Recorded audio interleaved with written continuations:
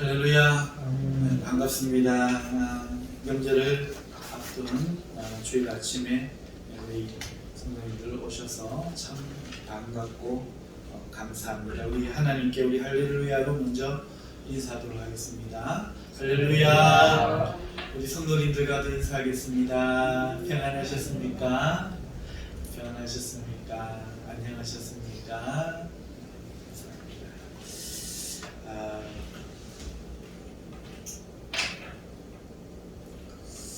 이번에 그 자녀분들이 다 오시나요? 모두야. 네, 모두 하십니다. 우리 성도님들 가정에서도 이번에 코로나가 많아서 걱정이 돼서 자녀들 오지 말라고 하셨다고 하네요. 이런 집이 한둘이 아닐 것 같아요. 우리 성교에서만 해도 두 성도님에게서 그런 이야기를 듣는데 작년에도 그랬어요. 명절만 되면 코로나가 더 심해져가지고 사랑하는 가족들이 못 만나고 이런 아픔을 또 우리가 합니다. 저희 자녀들도 지금 서울에서 예배드리고 있는데 코로나 관계로 못 오고 있어요. 평택에 거의 반만 명이죠. 6천 명에 가까운 사람들이 하고 있어서 오지 않는 것이 우리를 위해서 좋겠다. 하나님 교회를 위해서도 좋겠다 싶기도 하고, 그래서 지금 또 우리가 함께 이런 아픔을 겪고 있습니다. 그러면 여러분 우리가 어떻게 해야 될까요? 슬픔 가운데 지내야 될까요? 그렇지 않죠. 조금 외로운 시간이지만 성도들에게 이 고독한 시간은 오히려 기회가 되죠. 복음을 돌아보면서 복음을 좀 정리하는 시간을 가져도 좋겠죠. 우리가 뭘 알아도 제대로 아는 게 아니고 정리되지 않았을 때도 있고, 알아도 행치 못할 때가 있잖아요. 그러니까 이런 기회를 삼아서 우리가 내 신앙의 기초를 단단히 다지고 또 기도하는 시간을 삼고, 또 화해하지 못한 사람들이 있거든, 묵은 감정이 있거든, 화해하는 시간을 삼는 것도 참 좋겠다 싶습니다. 오늘 누가 하나님의 백성인가 하는 제목으로 말씀을 증거할 텐데, 먼저 기도하고 말씀을 증거하도록 하겠습니다. 거룩하신 하나님, 사랑하는 당신의 자녀들에게 주시는 말씀, 오늘 이 부족한 종을 통하여 마음껏 전해주시고 성령께서 깨달아지게 하시고 믿어지게 하시고 또 회개되게 하시고 또 이 부족한 종을 가리어 주님의 영광만 드러나게 하여 주시옵소서. 예수님의 이름으로 기도하옵나이다. 아멘.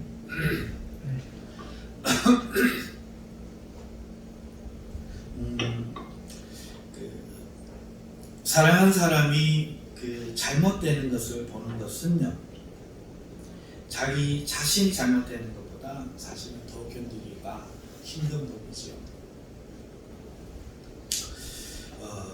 한 번은 제 막내 아들이 어릴 때 식당에 갔다가 넘어졌는데 그만 계단 모서리에 이렇게 이마를 박아서 이마가 갈라져 뼈가 보이는 사고가 있었습니다.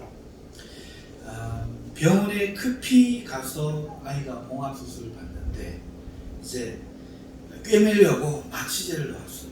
그런데 아이가 의식을 잃는 거예요. 눈에 나를 바라보고 울던 아이가 이렇게 의식을 잃는데 그 모습을 보니 그만 제 다리가 풀리고 주저앉고 말았어요. 평생의 다리에 힘이 풀린다는 것은 처음 경험했습니다. 사랑의 마음을 평상시에는 다 느낄 수 없었는데 그 순간 얼마나 소중한 아이인지가 느껴졌고, 그 아이가 겪고 있는 이 상황이 저에게 고통이 되었던 것이죠. 여러분, 사랑하는 사람이 고통받고 있는 것을 보는 것, 잘못되는 것을 보는 것, 이게 이렇게 힘든 일인데요. 바울이면 사랑이 많은 사람이었습니다. 그래서 이방인을 향한 그 전도의 그 열정을 보면은 거기에 고스란히 드러나 있죠. 어떻게 그렇게 생명을 걸고 여러 차례 그렇게 복음을 전할 수 있었는가? 물론 하나님을 향한 사랑도 있었고, 그렇지만 이방인들을 향한 안타까움, 그들을 향한 사랑 때문에 그렇게 전도할 수 있었겠죠. 그런데 그 얘기는요, 이방을 향한 사랑뿐만이 아니라 자기 동포, 자기 민족을 향한 사랑도 대단히 컸습니다.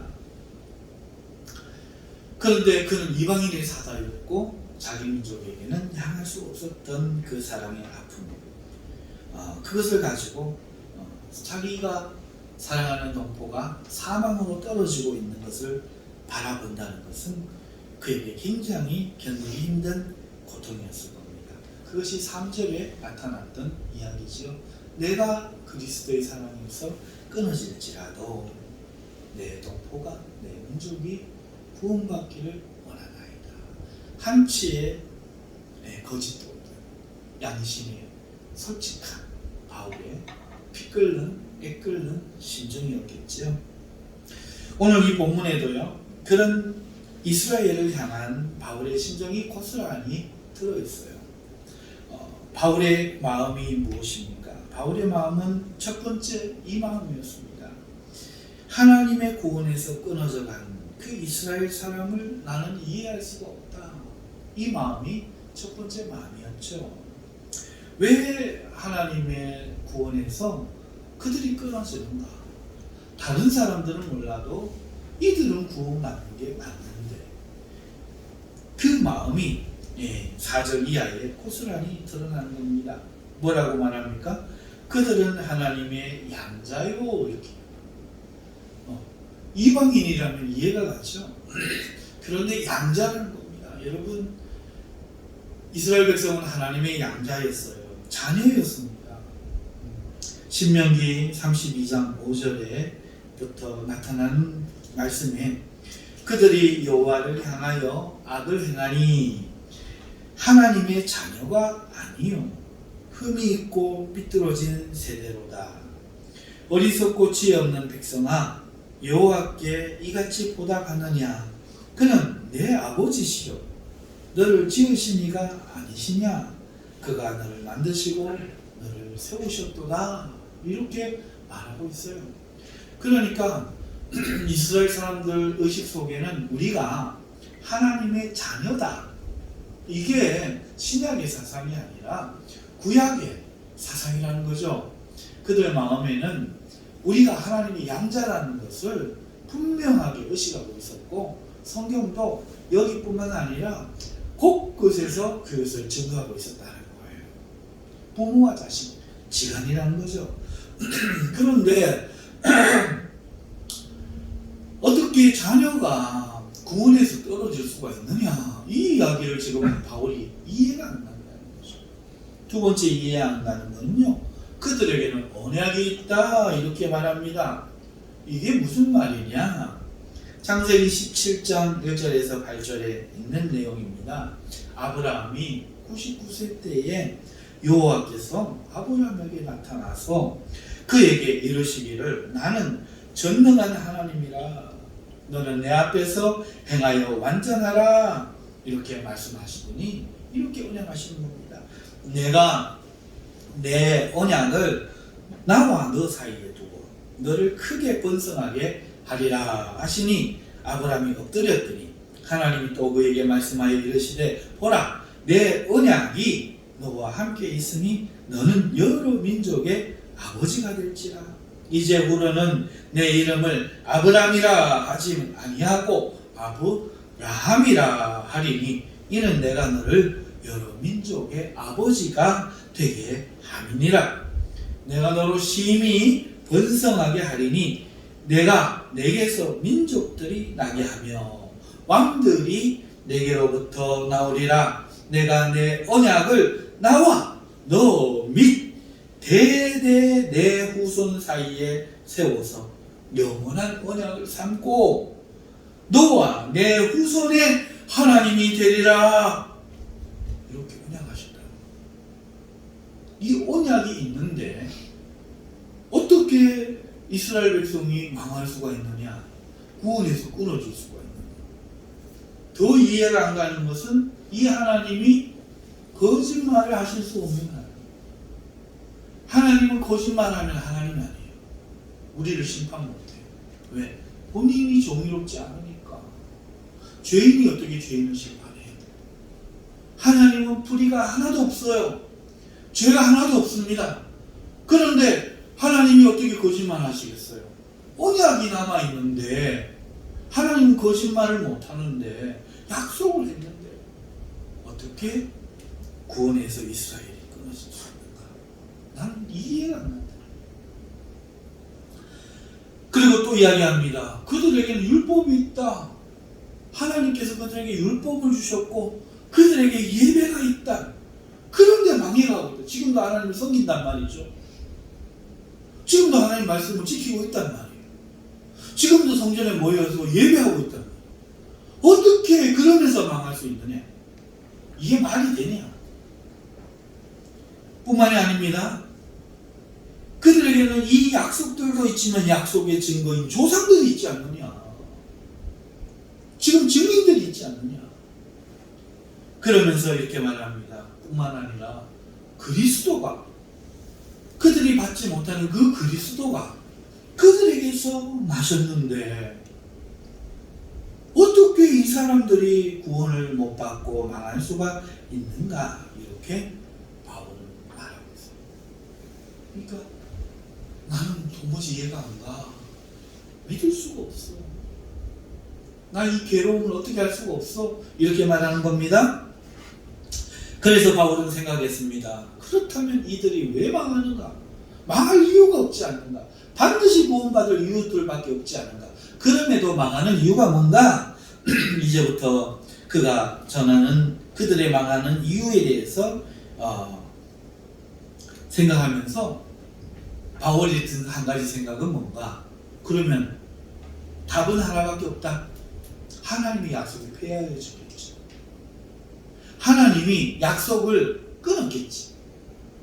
이 언약을 주셨지만 이제는 언약을 폐하여셨겠지. 안 그러고는 거짓말 못하시는 하나님이 어떻게 구원하지 않으실 수 있는가? 이렇게 생각을 했습니다. 그 이야기가 6절이에요. 그런데 이것을 생각해 보니까 하나님의 약속이 이스라엘 향한 약속이 폐하여졌는가 생각해 보니까 그렇지 않은 것 같다. 이게 바울의 깨달음.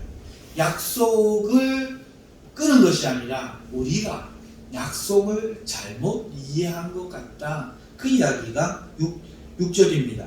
하나님의 말씀이 폐하여진 것 같지 않도다. 폐하여졌기 때문에 이들이 구원 못 받는가 생각해 봤더니 그건 아니라는 거예요.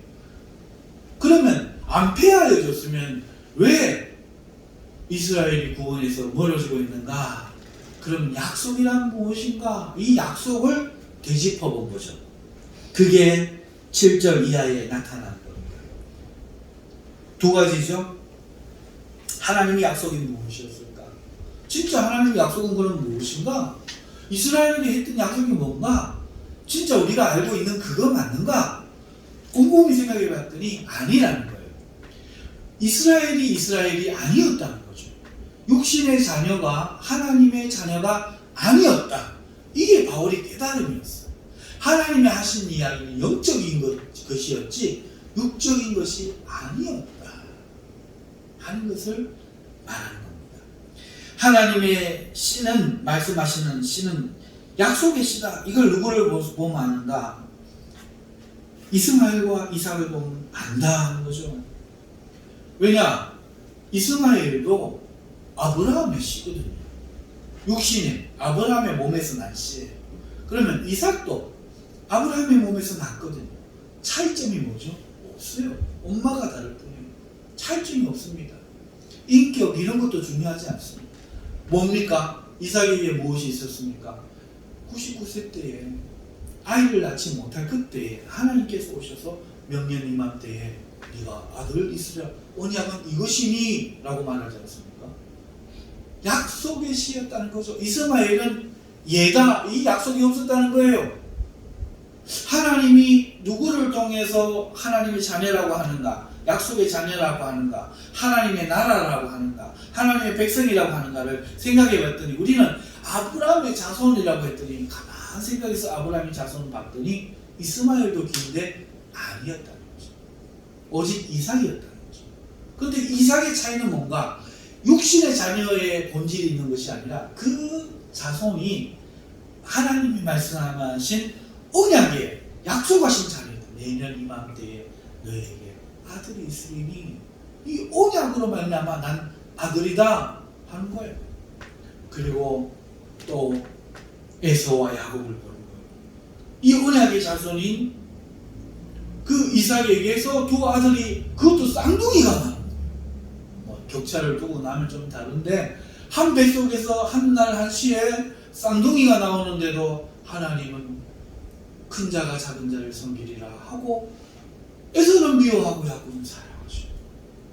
그러니까 하나님의 이 약속, 뱃속에서부터 선이나 악을 행하기 이전에 이유 없어요. 몰라요. 하나님이 그냥 선택하는 그가 약속의 씨였다. 이걸 깨달은 거예요. 왜 이스라엘 백성이 죽어가는가, 구원에서 끊어가서 가는가?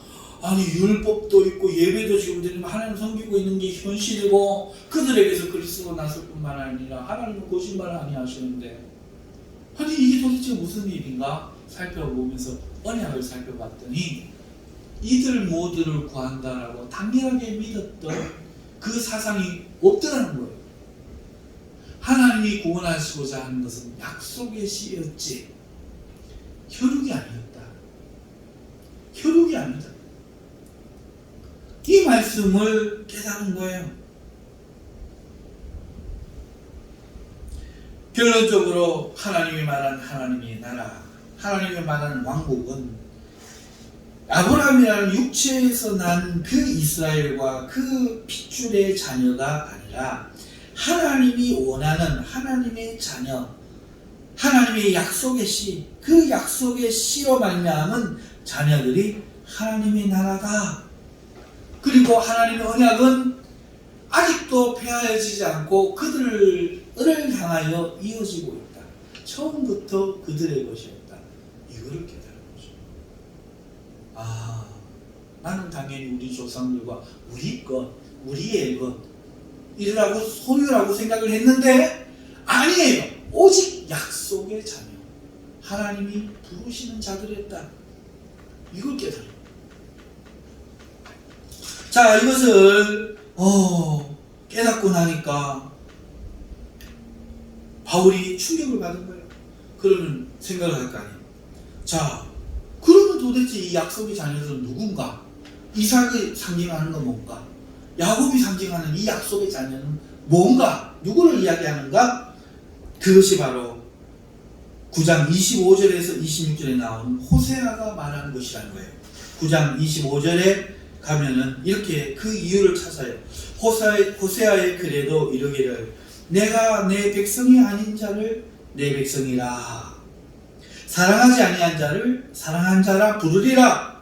너희는 내 백성이 아니라 한 그곳에서 그들이 살아계신 하나님의 아들이라 일컬음을 받으리라 함과 같으니라. 아니 이 충격적인 내용, 우리 이스라엘 백성에게 하나님 언약 주셨다고 당연하게 생각했는데, 아브라함의 후손인 우리에게 하나님의 이 언약이 있다고 당연하게 생각을 했는데 이게 아니라고 생각하니까 너무나 충격이고, 그럼 이 약속의 자녀들이 그러면 성경에 하나님이 말씀하신 적이 있던가 했더니 성경을 막 찾아봤더니 호세아서에 있더라는 거예요. 호세아가 이야기했다는 거죠. 뭐라고요? 이렇게 이야기했다는 거예요. 내 백성이 아닌 자 중에 내 백성이 될 자들이 있다. 이걸 호세아가 이야기했는 거예요. 내가 사랑하지 아니한 자 중에 내가 사랑할 자가 있고, 나를 사랑하지 아니한 자 중에 나를 사랑하는 자들이 거기에 있다는 거예요. 하나님의 자녀가 그들이 된다는 거예요. 깜짝 놀라는 거죠. 아니 이거 우리 민족 이야기하는 거 아니었어? 출애굽 때 우리 민족 아브라함의 후손들을 불러가지고 하나님 출애굽게 하시면서 우리를 지금 이야기하는 거 아니야? 이렇게 생각했는데 그게 아니라는 거예요. 그게 아니라는 거예요. 뭐라는 거예요?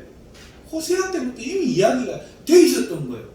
하나님의 백성이 아닌, 그러니까 이스라엘이 아닌 자 중에 하나님 백성이 되고, 하나님을 사랑하지 않던 자가 하나님을 사랑하는 자가 되어서 하나님 자녀가 된다 하는 것을 호세아 선지자가 이야기했다. 이걸 깨닫고 9장 25절과 26절에 먼저 기록을 하는 겁니다. 그리고 이것뿐일까 싶어서 믿을 수 없어 이러고 바울이 또 찾아요. 찾았더니 이사야서에 또 있는 거예요. 그게 9장 27절에서 28절에 나오는 남은 자예요. 또 찾은 거예요. 또 에사야가 이스라엘에 관하여 외치되 이스라엘 자손들의 수가 비록 바다의 모래 같을지라도 다 버림받고 남은 자만 구원을 받으리니 주께서 땅 위에서 그 말씀을 이루고 속히 시행하리라 하십니다.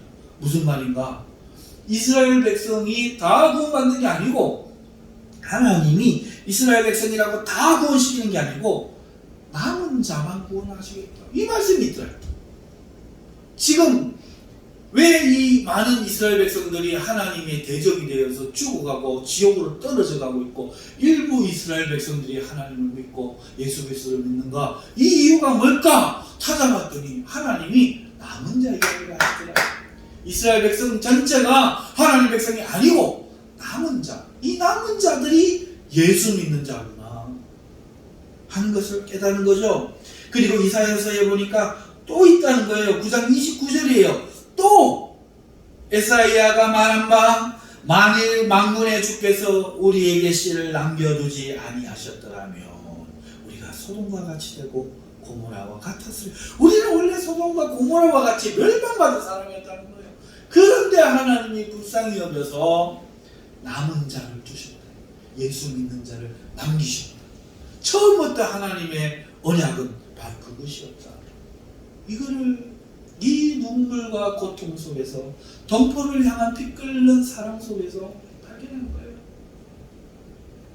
우리는 다 우리가 구원받을 줄 알고 하나님 백성인 줄 알고 우리 할례 받았고 7일 만에 할례 받고 평생을 하나님 말씀을 배우고 살고 교회 출석해서 헌금하고 11조하고 우리 하나님 이름 보고 오늘도 하고 예배와 영광이 있고 조상들이 우리들의 조상이고 우리는 당연히 구원받을 줄 알았는데 아니었다. 하나님 그렇게 말한 적이 없다는 거예요. 하나님은 성경에 처음부터 약속의 자녀들이라고 못 받았더라. 이건 깨달아.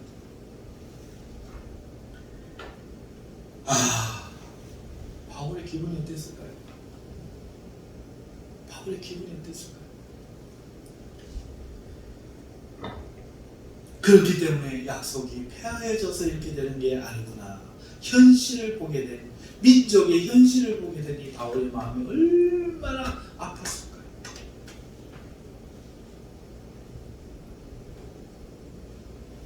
그렇다면 그들이 누군가? 하나님이 말한 남은 자, 하나님 백성이 아니었는데 백성이 되는 그 자, 하나님 자녀가 아니었지만 자녀가 될 그 자들이 누군가? 도대체 누군가?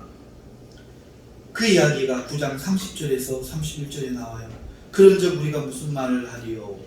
의를 따르지 아니한 이방인들이 의를 얻었으니 곧 믿음에서 난 의요 의의 법을 따라간 이스라엘은 율법에서 이르지 못해. 그러니까 율법을 따라간 이 이스라엘들은 의의 법을 따랐지만 버림을 받았고 어디에서 난 의? 믿음에서 난 의, 즉 예수 그리스도를 믿는 이방인들이 그 대상이었다. 예수님을 믿는 사람들이 그 대상이었다. 하나님이 처음부터 예수님 믿는 사람들로 구원하시려고 자녀 삼으시려고 처음부터 약속하셨구나. 이걸 깨달은 거죠. 하나님께서 남기시는 그 사람, 이스라엘 백성에서 남기시는 그 사람도 예수님 믿는 사람이고, 하나님의 자녀가 아니고 백성이 아니었는데 백성이 되고 자녀가 될 그 사람들도 이방에 있는 예수님 믿는 사람이었다는 거죠.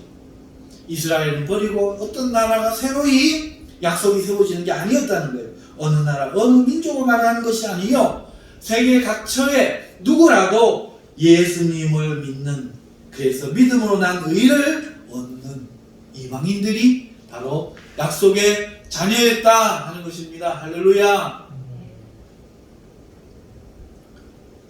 이거를 깨달은 거예요. 사랑하는 성도 여러분, 그러면 바울은 왜 예수님을 이스라엘 백성들은 못 믿을까? 왜 구원에서 떨어지는가? 봤더니 행위를 의지하여 돌에 부딪힌다 말하고 있습니다. 32절에 어찌 그러하냐?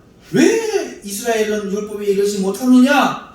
어찌 그러하냐? 이는 그들이 믿음을 의지하지 않고 행위를 의지함이라. 그렇기 때문에 부딪힐 돌에 부딪혔느니라. 기록된 바 보라 내가 걸림돌과 거치는 바위를 시온에 두노니 그를 믿는 자는 부끄러움을 당하지 아니하리라. 예수님이 거치는 돌이 되버린 거예요. 시온에다가 예수님이라는 돌, 걸리는 돌, 거치는 바위를 뒀더니 행위를 가지고 가려는 사람들이 이 믿음으로 되는 여기에 부딪혀가지고 망해버리더라.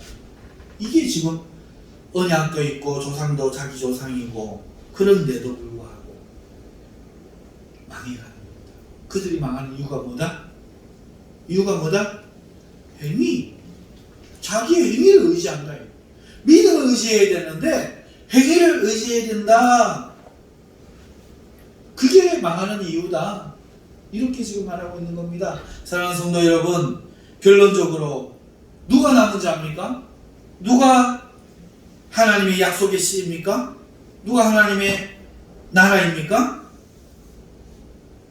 먼저 아닌 자들이 누구인지 생각해 봅시다. 우리가 이미 알지만 아닌 자들, 언약은 받았어요.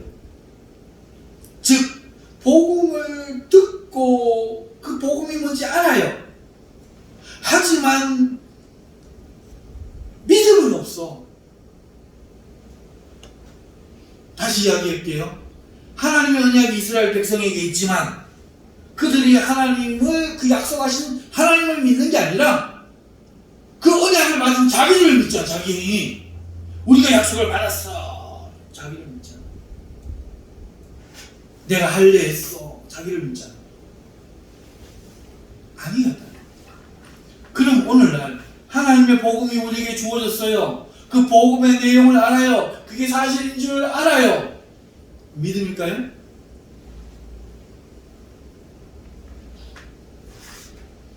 그러면서도 그 예수님을 믿으면 내가 구원받을 줄 아니 믿는 자, 그걸 믿음이라고 말할 수 있을까요? 자기 행위를 따라가는 율법의 행위를 따라서는 구원을 얻을 수 없어요. 그 예수님을 믿으면서도 여전히 내 행위로 의로워지려고 하는 사람들이 구원받을 수 있을까요? 하나님을 믿는 걸까요? 아니요. 오직 예수 그리스도로만 구원하신다 하는 그 예수님만 믿는 거예요. 그럼 내가 어떠한 죄를 지었어도 그 예수님을 믿으니 날 구원하실 줄 믿는 거예요. 이 믿음이 있어야 돼요. 이게 언약만 있으면 구원을 못 받아요. 문설주의 양피를 발라야 돼요. 오늘 우리가 믿음을 가져야 돼요. 하나님을 믿으면 내가 구원받는 줄 믿어야 돼요. 아멘. 이 믿음을 가져야 된다. 두 번째, 누가 아닌 자들인가? 언약만 받은 자들이 있지 아니고 언약만 받고 믿음을 더하지 않는 자들. 두 번째는 예배와 영광만 있는 자들. 다시 말해서 하나님 앞에 예배를 드립니다. 성전이 있고 직분이 있는 거예요. 영광. 하지만 믿음 없이 종교적 활동과 이 신념을 신앙으로 생각하고 주구장창 이 행위만 강조하는 사람, 그게 하나님에게 구원이 없는 자들, 남은 자가 아니에요. 여기 나오는 것은 믿음 때문이에요. 여기 예배하는 건 믿음 때문이에요. 내가 구원받았으니까, 자녀가 되었으니까 당연히 나와야 되는데 예배 안 드리면 큰일 나지, 번개 맞지, 이게 아니라는 거예요. 오늘 우리의 마음에 넘쳐야 될 거는 내가 하나님의 자녀되었고 내가 죄사함을 받았다는 감사의 믿음이어야 돼요. 3대 4대도 안 돼요. 내가 그걸 믿어야 돼요. 내 언약, 우리 조상들이 우리 아버지가 장로님이야, 우리 아버지가 목사님이야, 안 돼요. 내가 믿어야 돼. 내가 언약을, 내가 예수님을 믿으면 내가 구원받는다고 내가 그걸 붙들어야 돼요. 어떠한 죄인이라도 됩니다. 내가 붙들어야 돼요. 뿐만 아니라 그걸 믿기 때문에 오늘 그 하나님을 나를 구원하신 그 사랑을 내가 못 잊어. 내가 세상에 게임도 있고 축구회가 나를 부르고 친구들이 부르고 해도 나는 예수님께 가리라, 나는 예배하러 가리라, 할렐루야. 코로나로 못하게 해도 총칼을 들이대도 나는 하나님을 믿으리라, 예배하는 자리에서 죽으리라, 죽더라도 기도하다가 죽으리라 나가는 그 믿음으로 나오지 아니하는 자들, 목사다, 장로다, 권사다, 몇 대 된 신앙이다, 내가 신학을 배웠다, 쓸데없는 거 붙잡고 있는 사람들, 이 사람들이 약속의 자녀가 아니라는 거예요. 세 번째, 자기 행위를 의지하는 자. 자기가 막 마음에 지금 기쁨이 충만하면, 나는 막 구원받은 사람이고 지금 마음이 쫄려, 막 뭐 자기가 지은 죄도 있고 쫄려, 그럼 내가 같은 게 자기 행위를 의지하는 게 그거 아니에요? 이 사람은 약속의 자녀가 아니야. 내 믿음과는 상관없어요. 다시 이야기합니다. 제가 저 골방에서 말씀을 준비합니다. 이런 일을 생각하니까 속상하고, 저런 일을 생각하니까 근심이고, 저런 거 생각하니까 고민이고, 그래서 마음이 괴로워요. 자, 이 설교자가 설교를 준비하다가 다 때려치우고 의자를 돌려놓고 무릎을 꿇고 기도한다고 생각합시다. 하나님 아버지, 하나님의 성령이 우리에게 계시고 은혜가 우리에게 있는데 왜 우리의 마음이 사는 날 동안 이렇게 괴롭고 고통스럽습니까? 왜 성도들의 얼굴을 볼 때 그렇습니까? 우리가 좀 변화산에 좀 베드로, 요한, 야곱처럼 여기 가서 싸우니 그 마음을 가지고 좀 살면 좋겠는데 왜 우리의 현실은 늘 변화산 미칩니까? 왜 질환병 걸린 아이를 고치지 못하고 귀신에게 못 이기고 왜 이 모양이 보입니까? 우리가 하나님의 자녀 맞습니까? 우리가 성경의 사람 맞습니까? 도대체 무슨 성경의 사람이 이렇습니까? 한번 말해보이소. 하나님 말해보이소. 나타나서 이야기해 주이소. 이제는 내 마음이 힘듭니다. 만약에 설교자가 그렇게 부르짖는다고 생각해 봅시다. 그럴 수 있잖아요. 하나님 뭐라고 대답하실까요? 뭐라고 대답? 저는 이렇게 대답하실 것 같아요. 네가 믿는 건 네 마음이가 그냥 네 마음이 좋고 행복하고 성령으로 충만해서 기쁨이 가득하고 의심이 없고 두려움이 없고 사랑과 능력과 은혜가 충만하면 너 구원받은 거냐? 네 마음이 조건이냐? 내 사랑이 변했냐? 네 마음 상태에 따라서 왔다 갔다 하냐? 내가 약속한 게 뭐냐? 내 사랑이 변하겠느냐? 하나님 그러시지 않을까요? 내가 울든 웃든 하나님은 날 사랑하고 있는 게 이게 진실이에요. 내 감정이 시시때때로 변할 뿐이죠. 안 그래요? 사랑하는 성도 여러분, 때때로 하나님 우리에게 은혜도 충만하게 해주시고 때때로 우리를 근심하게 잠시 버려둬 주시지만 그것이 우리를 뭔가 바꾸는 게 아니라는 거예요. 우리를 구원하는 것은 변하지 않는 하나님 언약, 그리고 그 언약을 지키는 신실하신 그 하나님께 있다는 거예요. 그러므로 내 행위를 의지하지 않는다는 것은 자기에게서 의를 찾지 않는 거예요. 그 언약에서 의를 찾는 거죠. 오늘 내가 어째도 상관없어요. 내가 오늘 어떻게 해도 하나님의 사랑은 변하지 않아. 끊을 수 없어. 기근이나 칼이나 창이나 환난이나 질병이나 저주나 천사나 권세라도 그 어떤 것도 하나님 사랑 변하게 못해. 이게 앞에 우리가 나오는 말씀이잖아요. 그런데 지금 들고 있는 대신에 근데 맨날 우리는 이 심령, 이 마음 하나 붙들고 원효 대사도 바가지, 해골 바가지 물 마시고도 그거 모르고 먹을 때는 됐는데 돌아놓으면 평안이 오구나, 피안이 오구나 이러고 이 귀신 이성적인 사람들도 깨닫는데 예수님 믿는 사람들이 자기 마음 하나에 휘쭉 슬퍼하고 낭망하고 이 믿음 없이 우리의 신앙 그 마음에 들거든.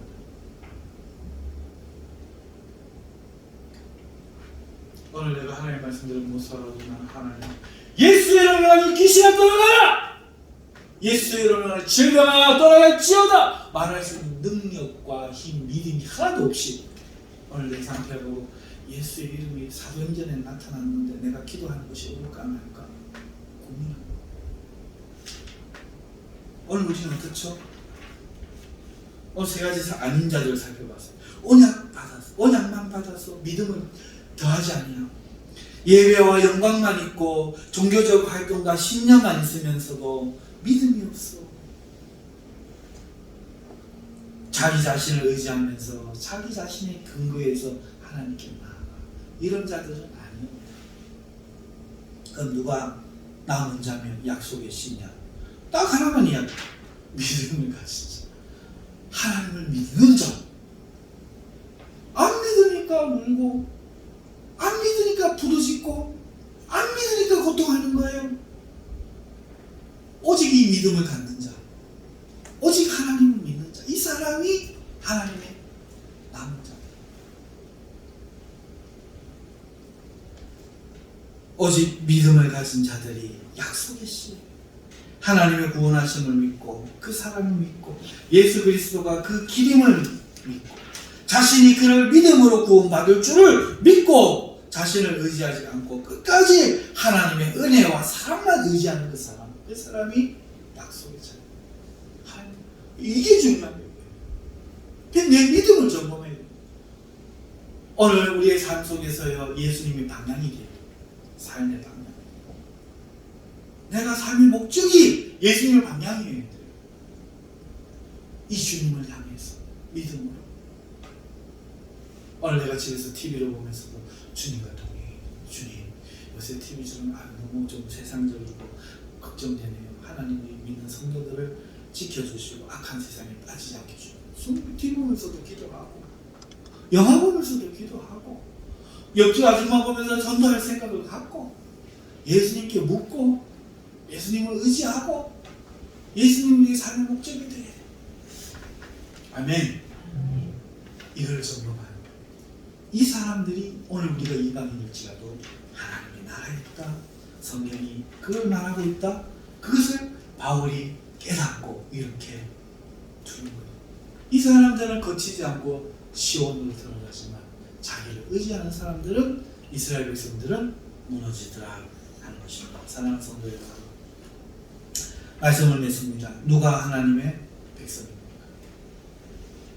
하나님을, 예수님을 믿는 그 사람. 자기를 믿는 게 아니라 자기 행위를 믿는 게 아니라 자기의 능력, 자기의 존재감, 자기의 은사, 자기의 감정, 자기의 기쁨, 자기의 지식, 이걸 믿는 게 아니라 예수님을 믿고 구원하시는 하나님의 능력을 믿는 사람. 그 사람이 남은 자. 하나님의 남은 자가 되시기를 주님의 이름으로 축원합니다. 기도하겠습니다.